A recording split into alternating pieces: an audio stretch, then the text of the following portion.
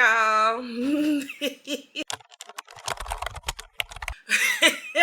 Y'all already know what I'm getting ready to say. I'm back after another unplanned hiatus.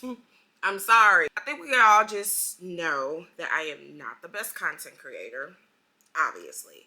However, I know that YouTube is a platform I really need to focus on and invest in. I've had a lot of you guys reach out to me on Instagram via YouTube, so I appreciate y'all so much that you guys even find like value in my content. We're gonna make a conscious effort. YouTube, I can't use the low light excuse anymore. That's out the window. No excuses. I'm here. You guys are going to get content out of me. So I wanted to update you guys on some quick things going on, but also kind of talk about fashion academia, because I have had questions about that. What the hell is this platform going to consist of going forward, with me now making a conscious effort to be consistent? So, fashion industry how-tos. Specifically, obviously, stylist how-tos, personal styling tips, fashion career advice. I'm going to upload the podcast, and round of applause, hold on. The podcast is going visual. Yes, so I'll drop links to the podcast. I'm working out what that looks like now. So the podcast is here. We're going visual because, baby, I'm surprised we got to 46 episodes. So to celebrate, I'm pulling the plug, or pulling the trigger. We're going visual. It's going to be an audio and visual podcast, all that good stuff. So that's happening. Fashion PR, fashion branding, that's what I'm going to be talking about on this platform. You're going to see a little bit of revamping and branding, not anything too in-depth, but I kind of changed around some colors. I had to get a new logo. I'm actually doing promo videos for the YouTube channel and also just for my brand itself. So I'm excited to kind of share what that's going to look like within the upcoming months. Really quick, what has been happening with me. Your girl is a full-time fashion professor now. So I think one of the last videos that I've done for real was when I was adjuncting. Yeah, full-time, full-blown, also helping to manage the marketing and PR and the branding for the school that I work at. So baby, I'm full-fledged, like salary, like period, okay? So that's why I kind of want to talk about in a minute, kind of my journey in fashion academia for anybody that wants to do the same. I just feel like it's been a lot of great things happening. We rebranded the nonprofit Forward Society. We got a lot going on with that. Pink Muse has been up and down.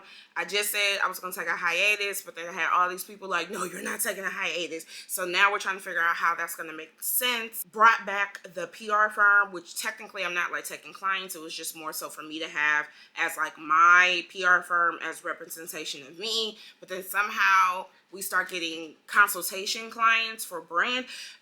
Oh Jesus, it's a lot. Like when I tell y'all, I think the universe is trying to say, baby, you are meant to be a fashion mogul, but that's fine. I need the money in order to do everything that I know I can do. So I think that's where we're going with. Y'all, this is real ghetto. My press-ons popped off, but that's okay. I'm just going to try to make it make sense, and from a content perspective, bring y'all with me. Day in the life of vlogs, or just any topics y'all want to talk about. I know I've gotten a lot of questions and traction on the stylist how-tos. How to become a fashion stylist, how to become a digital stylist, how to create like mood boards in Canva. There's actually a lot of videos I have to crank out because I've had a lot of those platforms that I talked about reach out to me to do collaborations. With that being said, the Academy is coming back. I don't like the old name, and that's what is hanging me up right now. So as soon as I find a name that I like, I'm going to pull the trigger, and we're going to start having our classes and our workshops, all that good stuff. Now, some other things, oh Jesus, that have happened.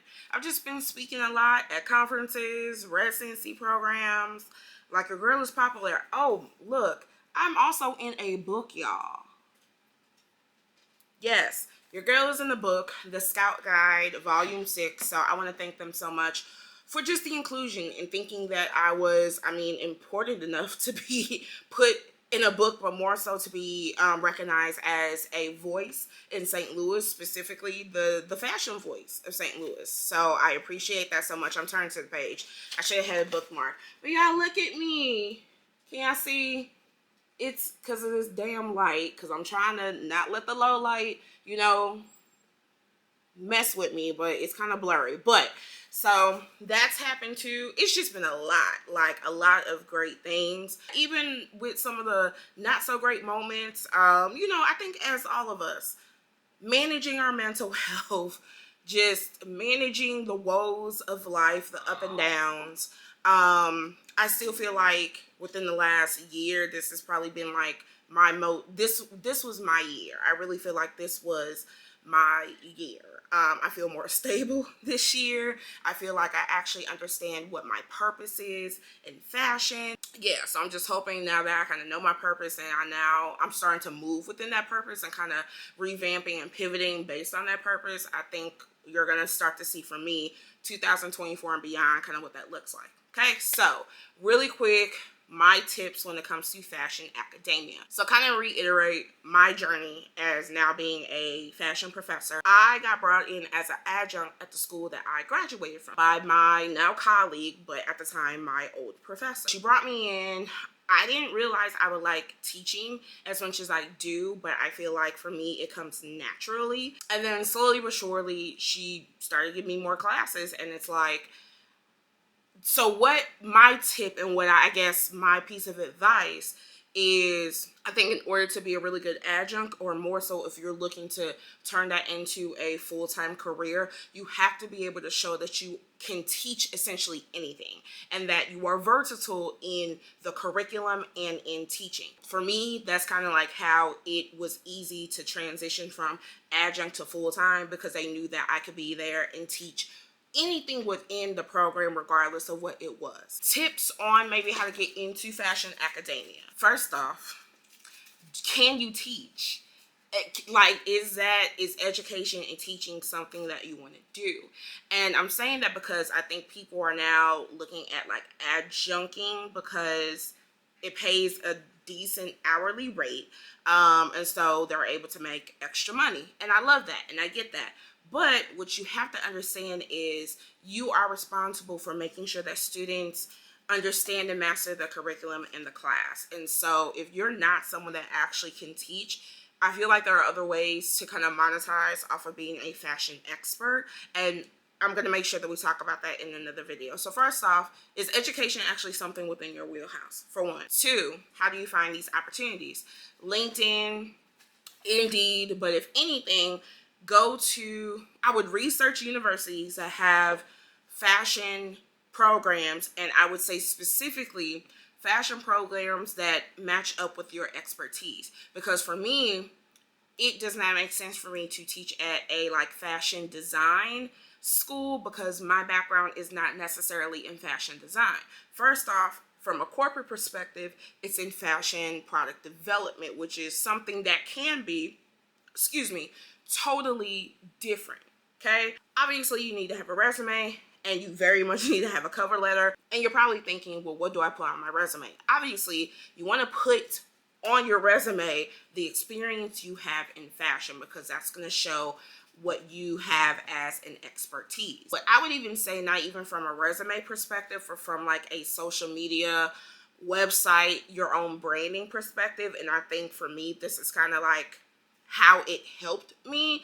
I was already doing, just like I'm doing here, doing YouTube videos, doing social media content, kind of teaching people things that made sense. So outside of your resume, if you're already your own brand, if you're already a fashion expert, and if you're already trying to create content around your expertise, use that to your advantage and send that when you send in your resume and your cover letter. So you do have to have your master's, and it doesn't matter in what it is, but you have to have your master's, and then obviously you have to have worked in your field, and be able to show that you've worked in your field for a number of years. I don't know the exact number, but I think just substantially. What I was also told by my colleague, if you're looking to really make this your 9-to-5, especially be like tenured at a really big university, you may want to consider going for your PhD. I can't speak to that. I wanted my PhD, but just to have it.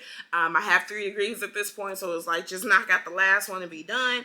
But I don't know if I'm necessarily going to go for that specific reason, but that's what I was told from my colleague. Now, say, okay, good, you got in, boom, you're an adjunct. And maybe you're looking to get full-time, or you're just looking to navigate what being an adjunct fashion professor or being in fashion academia looks like. My first tip, create a system for organization, even if you are an adjunct. And I wish I would have done that a little bit early on, just because I'm now trying to play catch up. Create some type of filing system, even if you have to get like a small little filing cabinet at home. I just bought a whole bunch of filing folders. These are the ones that I got. Yes, they're pink, judge your mama. I try to create folders for all of the classes that I teach, so that way I can have templates of homework assignments, quizzes, quiz reviews, finals, midterms, all that stuff. I have a copy of them. I specifically do that because, one, if we ever need to kind of look over what I teach, it's all there in a goddamn folder. Not only is it there in the folder, it's also in Google Drive as well, so that anyone can access it. Some other things that I would say, it's probably taking me now a year and a half to where I feel comfortable as a professor. And so what I mean by that is, I felt like for the first year, it was just me really learning like my process on lesson planning. For one, like now, because I've kind of taught almost all the classes that I'm probably going to be responsible for outside of classes I have to develop the curriculum for. Even my fashion styling class, because it was my curriculum from the academy, I already have the curriculum down. So it's easy now, because all I have to do is just upload documents that I've already created, send communication to my students, and I'm not spending all day creating lessons because the lessons have already been created. So I feel like for me, it's taken about a year or so just to get to that point.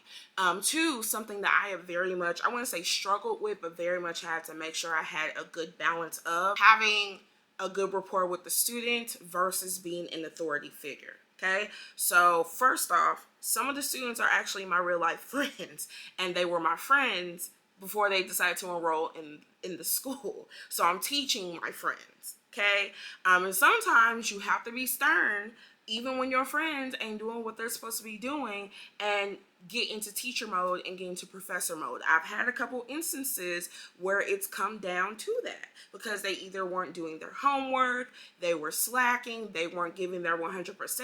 And as a friend, yeah, you want to be like, girl, I get it, boom, boom, boom. But as a teacher, you have to be like, no, you're not meeting classroom expectations and you have to do better. Okay? Two, from a general perspective, I would say our age range with our students would be between like maybe 24, generally average, all the way up to 40 plus. We are a small, private, career-focused college. I am either sometimes the same age as the students that I'm teaching, or even younger than the students that I'm teaching. So again, just having that balance of, I probably have a really good relationship with most of my students because we relate on so many levels, but also being able to turn that off and go into professor mode, especially when we gotta check some things that aren't what they're supposed to be. And I feel like it's taken about a year to really understand and develop that balance of, I'm the cool professor and I have to be an authority figure. If you still have a good relationship with your old university, maybe start there and see if you can come teach one class just to see if you like it, and then start to build that rapport with the department head and see how you can make that into, again, permanent adjunct or permanent full-time. But outside of that, I just think that my journey is a little bit biased just because I've had a good relationship with the school for the past, almost 10 years at this point since I graduated. We're a very small school, so it was easy for me to kind of get in, show my expertise, rock it, and then really try to make this into a career, and it's happened for me. I very much want to make this a vlog series just because I want to show y'all the ins and outs of what I do as a fashion professor. So I'll be doing some videos on, actually this term specifically, my fashion styling class, and my fashion promotion and production class. So this term, they are actually responsible for putting on a fashion show by themselves. They have 9 weeks. Okay, so I'll do some content on that. But I'll just try to do more vlogs, day in the life of fashion professor, all that good stuff. Other than that, yeah, I'm back. So if there's any questions y'all have, y'all know where to find me. But until next time, stay safe, stay fashionable. Love y'all.